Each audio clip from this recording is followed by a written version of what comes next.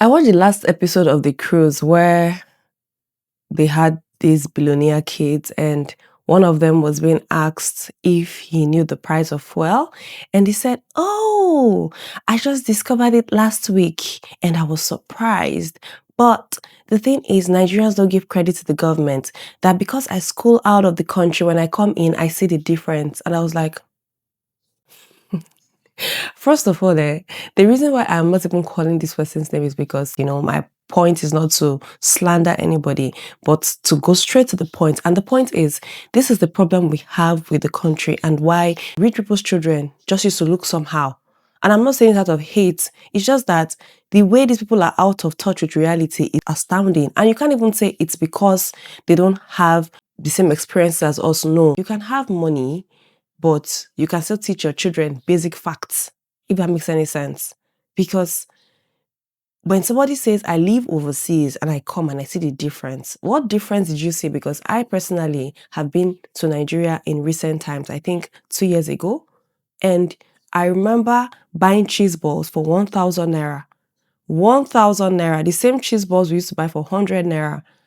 So, what changes have you seen? Because if €1 is about 1.7 and you're buying cheese balls with 1,000 naira, meaning you're almost living one to one.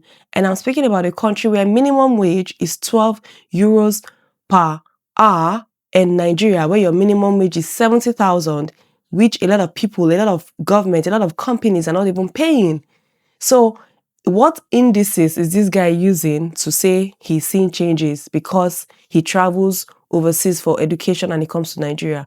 As a matter of fact, if he were to be realistic, he would realize that if Nigeria were to be that good, or the changes he claims he's seeing, why is it still schooling in Nigeria? Because one of the things that annoys me about Nigeria's success is no matter how successful you're in Nigeria, you still have to go overseas for basic amenities, for education and things like that. And these are not even signs of a country that is progressive. These are not even signs of a country that is doing well.